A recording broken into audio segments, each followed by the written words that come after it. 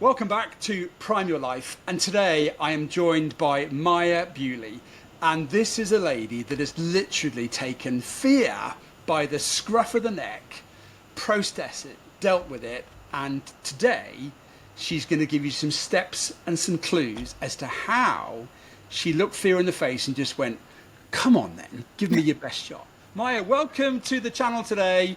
It's beautiful to see you. Hello, lovely to be here. Now, first question, Maya. What is your mission of life right now in terms of where we find you? Well, I'm 23 years old, so I'm not entirely sure what my mission in life is yet, but what I have learned is that I would love to encourage other people to step out of their comfort zone and not let their fear of something stop them. So what I'd really like to do is encourage people to embrace their own vulnerabilities. Well, of course, everybody's going, well, what's she afraid of? Is it spiders? Is it mice? Is it peanuts? Maya, what was your fear when we first met? Well, when we first met, I was terrified of public speaking. I think the person that I was 3 years ago couldn't stand up in front of people without that feeling of your voice shaking, your hands being really clammy, just having that blank brain and thinking that you're going to die. So that was my fear. I was terrified of public speaking. Would you like to be super transparent and actually say what happened the first time you came to the club we're both a part of, which was Toastmasters? How did that make you feel, and what happened, Maya? Yes, so my first Toastmasters meeting, I came because I was in my final year of university. I had avoided public speaking my whole life because I was so scared of it. And my dissertation supervisor gave me the opportunity to speak at a conference. And that was sort of the first time that I was forced to think about, okay, do I choose fear and never do public speaking in my life? Or do I choose to finally try and face this fear? So I found out about Toastmasters, which is the public speaking organisation that Chris goes to. And I went to my first meeting there. And basically, I think I was asked to talk about the feeling of anxiety. And I cried in the break because I was so scared of having to talk in front of these people that I'd never met before.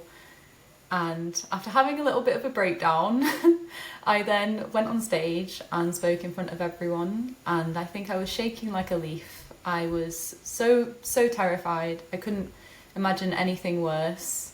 And that was it. That was my introduction to Toastmasters and meeting Chris. Well, I'll come back to that in just a minute. But I'm curious, Maya, where did this fear manifest itself? Because I'm sure people are listening thinking, yeah, that was me, or that is me. Where did Maya's fear of standing in front of people come from? Well, I have this really sort of vivid memory of being in my first year of high school. And you might remember, like, in thinking back to school, I think, It's a long time ago, Maya. well, we were sort of asked to do a history presentation. And I remember just the whole morning, you know, that feeling of sort of butterflies in your stomach. I was walking around the school halls and thinking, I don't want to do this, like, I can't do this. And then I did it, and I just remember almost being in tears. And there were these two girls in the class who were sort of laughing at me.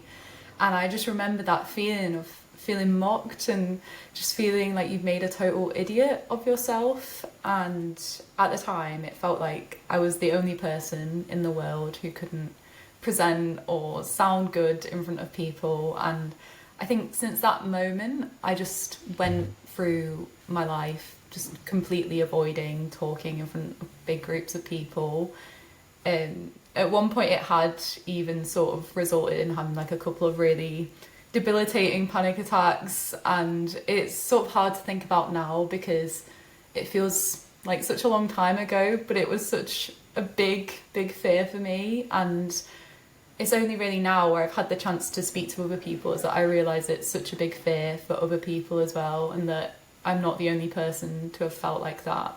So yeah. And even the prospect of you being invited to do a joint podcast discussion, how would that have made you feel 3 years ago, Maya? Oh my God, I think I probably wouldn't have been able to sleep. But this is, I think for anything, this is how fear operates. Like, you sort of meditate on it and ruminate on it for so long, and it takes over your life. I would spend days sort of feeling anxious about a presentation or a performance, and it was really sort of controlling for me. Well, for anybody listening and watching, I want to tell you how it felt from the audience member's seat, watching Maya go up to that first, what's called a table topic, and you're given a topic to talk about off the cuff to then stand in front of people about. And as she said, absolutely, she was shaking like a leaf. I think she got to about 30 to 40 seconds before her eyes welled up and she just said, that's the best I can do, and she sat down again.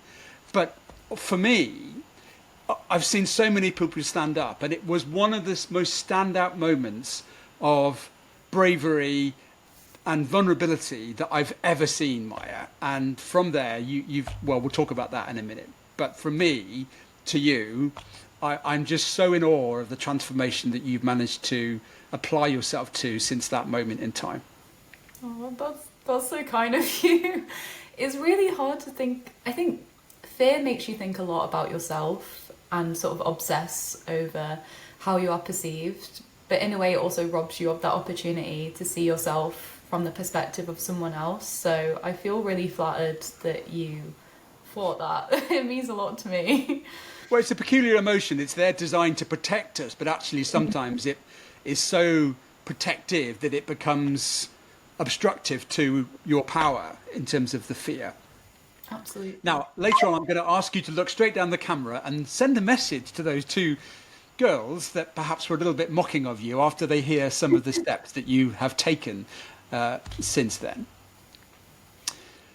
What happened next, Maya? You then sat down after that meeting and probably thought, I'm never going to do this again. That was just the horriblest, weirdest thing ever. Was that the emotion, or did you think, okay, that was all right, I'm going to do that again? It was this weird mix of relief, but also fear of it happening again in the future. And I feel like the only way I can explain my reasoning to go back is this idea of the butterfly effect. You might have heard of it before, but it's this idea that just a tiny, tiny change or tiny action can then go on to have significant, huge changes in the future. And at the time, I didn't realise it, but by going to that first meeting with you, it sort of set up like a butterfly effect in my own life. And so by the next meeting, I'd gone back and I forced myself to do another speaking role. And I was so terrified and I hated it so, so much. But just doing it again gave me that tiny bit of encouragement to go back again in the future. And I feel like that is the only sort of way I've been able to move through my fear, is from just having those tiny, tiny changes over time. Is there an opportunity in your life prior to that where you used the same resilience to try to overcome adversity, Maya? Or was this just a moment in time that it was so unique and you've just literally flapped your butterfly wings as you've gone on? I really do think it was a unique moment. And I put it down to the people that were around me at the time, people like yourself, Chris, and people like all the amazing people at Toastmasters who were so encouraging and so supportive that you just felt this little spark inside you that was like, yes, I can do this. I'm terrified of it, but I will go back and I will keep going. But that was really unique because I just thought, before Toastmasters, I thought, I'm never getting over this fear. Like, this is going to rule my life. Well, we'll talk about the transcendence you've managed to go through, literally from that sort of chrysalis caterpillar to now what is truly an exotic butterfly. You've had a beautiful mentor along the way. Tell me about that lady and her name. My mentor is Lynn, and she's been going to Toastmasters for a long time, I believe, since the club was in its early beginnings. And she is amazing. She has taught me how to find strength in myself, believe in myself, see confidence where I have not seen confidence. I can't really put into words how inspirational of a person she is, But I really do mean it when I say that sometimes it just takes one person to believe in you. And that one person could be the difference between you trying something for the first time or never giving it a go. And she was that person for me. She absolutely took me out of my comfort zone, but it was like she was holding my hand the whole way. Well, let's talk about transcendence and also success, Maya. So in Toastmasters, there's a competition framework, isn't there? And there's three types of competitions. And the competition you decided to enter was which one? It was the evaluation competition. And what does that mean? How does that work? You're basically given a speech, and then you're given about 5 minutes or so to sort of prepare what you think that speaker did really well, what you think might make them a better speaker in the future. And that's what I competed in. And you're sort of all taken into this room, your notes are taken away, you're given a few moments to prepare out what you want to say, and then you're brought out onto the stage and you get to talk to people about what you really loved from the speaker. Yeah. So literally somebody speaks for 7 minutes, and then you have to sit there and listen, annotate, take your own notes, and then project back to the audience what you thought the audience could take away from that person's speech. That's quite a responsibility, isn't it?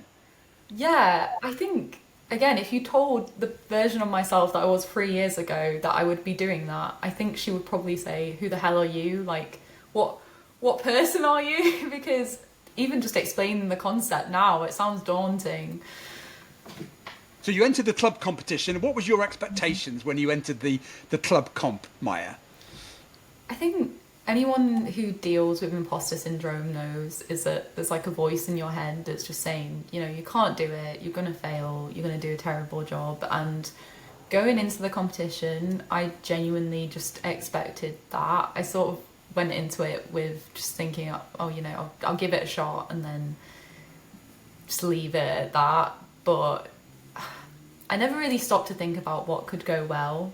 I spent all this time fixating on everything that I could do wrong, everything that I could mess up in front of all these people. But it's only when I look back now that I think, why did I not just think, maybe this could go well? Well, I'm going to call you out here because I don't think you're actually doing yourself justice, because you didn't just enter the competition and just wing it. I think you did quite a lot of self-development work to try to make sure you were ready. Would that be fair? Yeah, because I think the funny thing about being anxious about something as well is, in a weird way of controlling the fear, is by preparing for it. And so what I would find myself doing is I'd find myself watching hundreds of YouTube videos of people doing speeches in the hopes that it would maybe make me feel a little bit more prepared. I'd also get my friends over as well, and we'd all get like a bottle of wine, and I'd say to them, right, you're going to sit down and you're going to listen to me speak for the next 5 minutes. But yeah, I think that's what fear does. It definitely makes you prepare for every different scenario. Well, there's some clues here already for the people that are listening. First of all, face the fear. Second of all, find yourself a really good role model mentor that perhaps is streets ahead of you that you could aspire to be.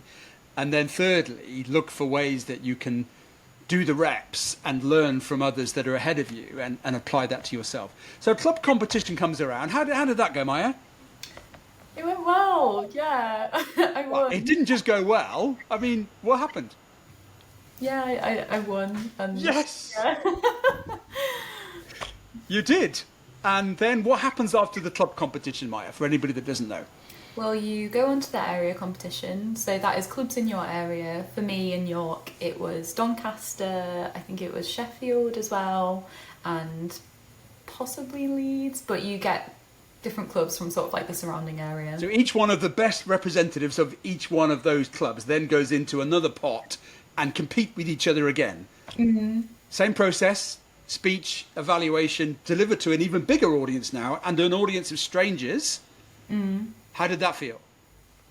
It was so scary. I remember the whole car journey there. I felt like I was just gripping onto the seat because I'd never done anything like that before. Again, all of this was the first time that I'd even done competitions. I mean, as a kid, I used to play the keyboard, and like my teacher was really keen on me doing piano competitions, but I actually ended up stopping them altogether because, again, I was so terrified of performance and performing in front of other people. So for me, it really was like a first time I've ever done anything like that.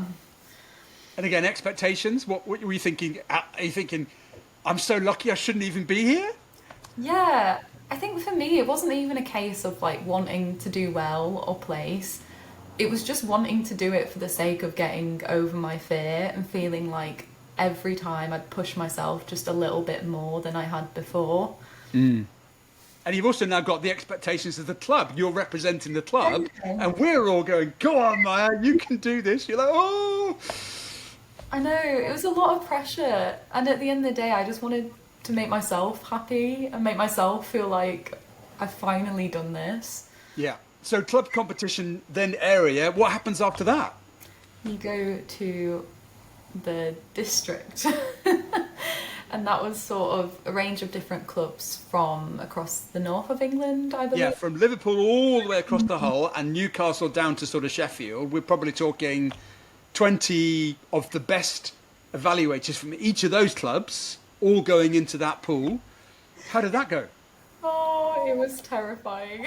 But I ended up, yeah, winning, which was amazing. And I think so. It was this moment where I won, and I basically wasn't, because they read it in order of third, second, first. And as soon as I heard third, I thought, well, if I've not got third, then I've probably not got anything.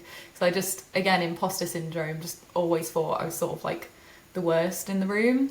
And then they got to second, announced that, and then they got to first, and it was almost like I didn't believe it when they said it.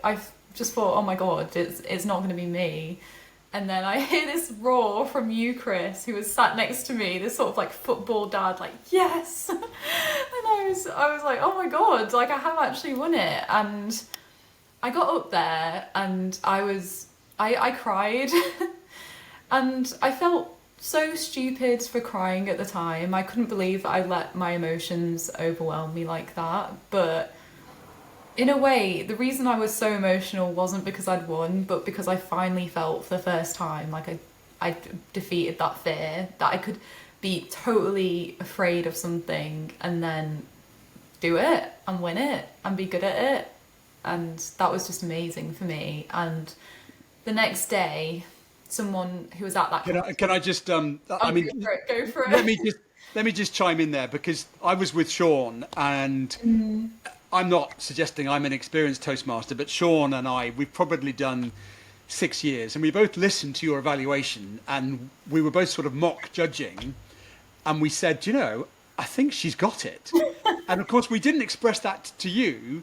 And then when we heard third, we both kind of went, we nudge, nudge.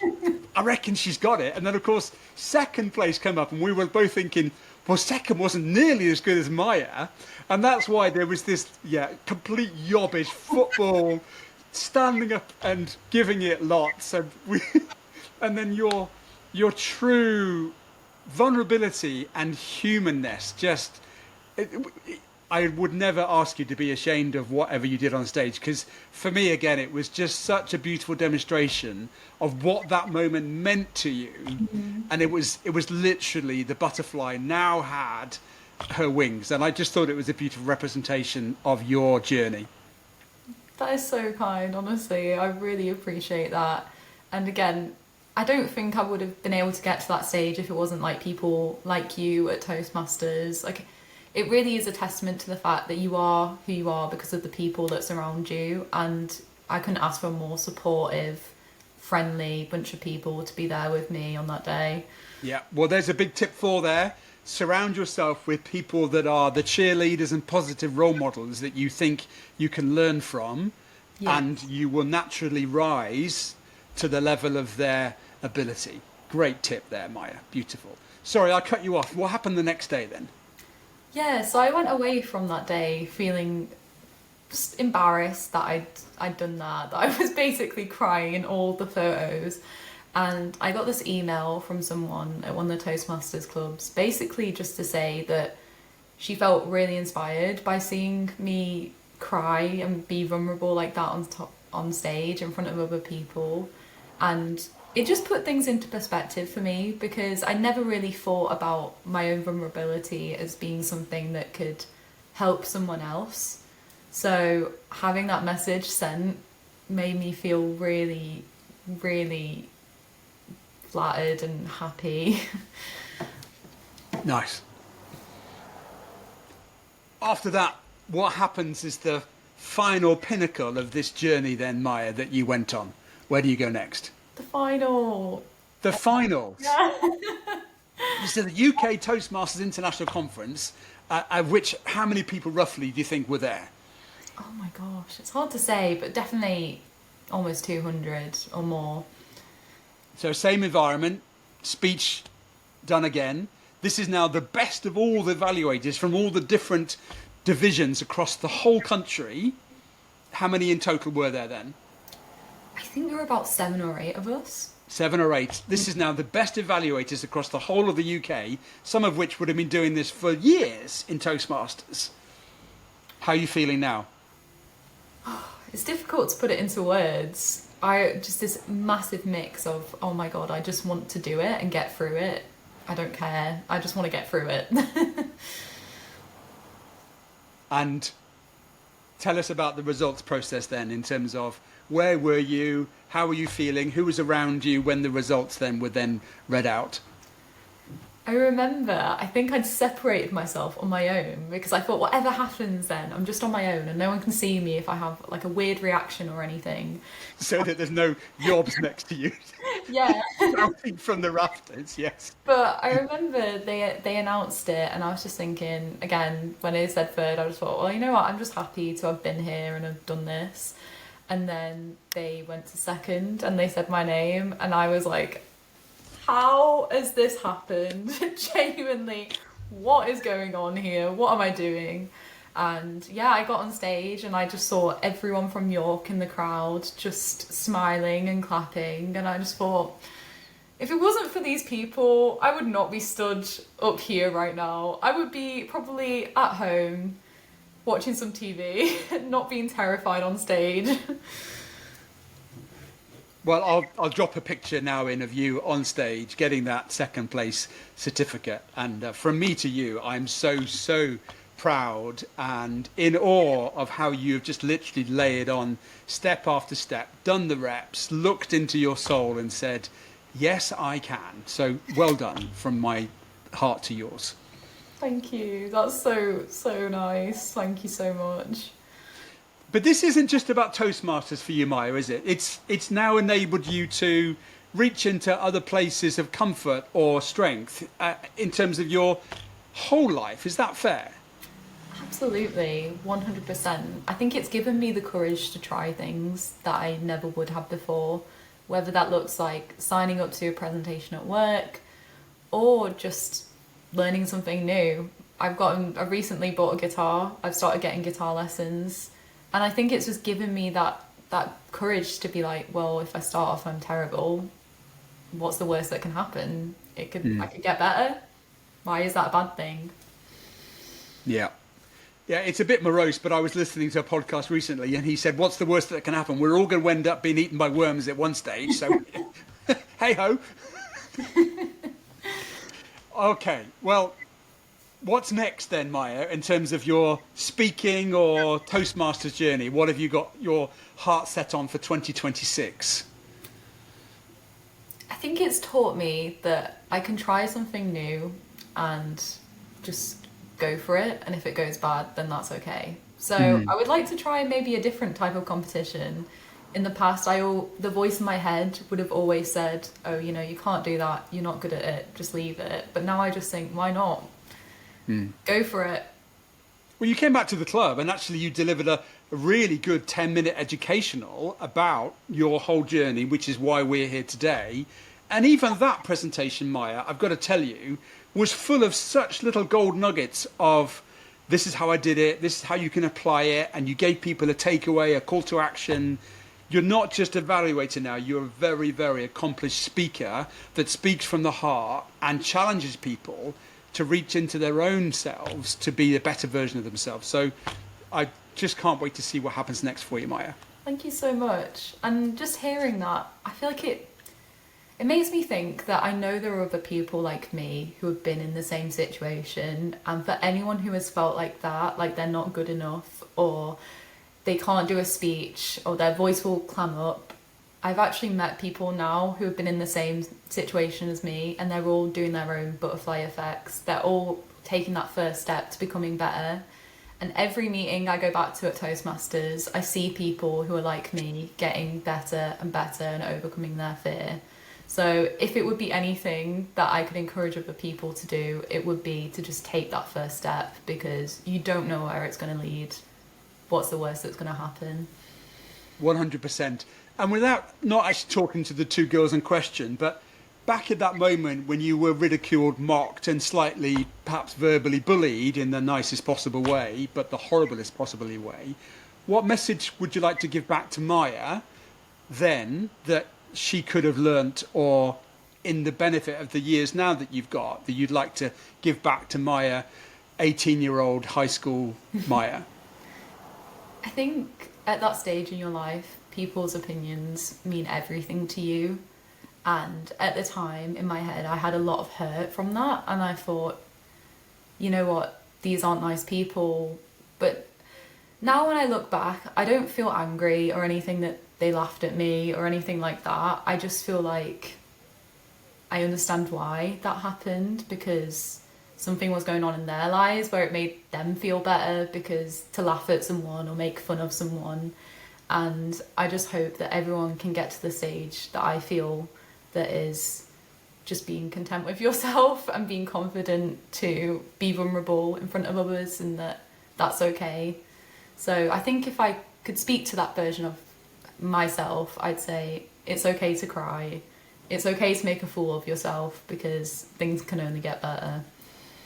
Yeah, and you're right. There will be people that will have experienced that persecution.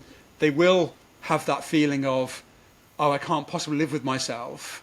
And yet, just to hear you saying it's okay to cry, it's okay to fail, and then see how you've literally just put little dots together along the way to be very composed, very natural, and bringing your point of view across in a virtual digital way that actually is going to offer that butterfly effect to other people that will now listen to this. Oh, thank you so much. And even if it just helps one person to hear that, that will mean the world to me. I never thought of myself as being able to help others in this way. So knowing that that can inspire someone means so much to me. Well, I'm pretty sure that by now there'll be a lady who will have listened and watched this, hopefully, and I'm sure she might have a little tear or two in her eye, won't she, Lynn? Yes. Yeah, Lynn is the person that I want to be when I grow up. Like, I want to help others in the way that she has helped others. Yeah. We're going to land the plane here now, Maya. What would be your 3 takeaways for somebody that is looking forward to however many years, you're only 23 years young, what would be your 3 takeaways at this stage to lead a long, healthy, joyful life, Maya? Look after yourself, because that's the most important thing. Find safety in being vulnerable. It's actually your superpower. And thirdly, champion the people around you who will be your cheerleaders and help you become the person you want to be. Look after yourself, find safety, and find people that can make you feel safe. What a brilliant way to end the podcast. Anything else that I've missed, Maya, that you would just like to say before we click off and allow you to go and flutter your wings across more places? Well, I'd just like to thank you, Chris, because I think coming into that environment at Toastmasters and just a new environment in general, you can feel so overwhelmed, and it's being able to get to know people like yourself who do inspire, who uplift others. I can see how you've dedicated your life, your career to helping other people achieve their goals. So I just really appreciate knowing someone like you, like the kind person that you are. It's just, yeah, it's a real privilege. And I mean it when I say, if it wasn't for people like you, I wouldn't have been able to grow. So thank you. Well, I'm going to put it straight back at you. I appreciate you, Maya. You have motivated me. And actually, if you enter a competition in 2026, I'm like, well, that's not fair. That was supposed to be my place, and now Maya's entering that competition. So I am literally having to raise my game because your game is raising. And I can't wait to see the next evolution of your speaking journey, Maya. Thank you so much. It's a real privilege to hear that from you. So thank you. Ladies and gentlemen, Maya Bewley, and please never ever find your fear stopping you from being the best version of yourself, because look what Maya's managed to achieve just by compounding and taking one step at a time and asking for help, seeking help. And that's why I wanted to bring her to this conversation today. Thank you so much. I really appreciate having the time to share my experience today. Thank you.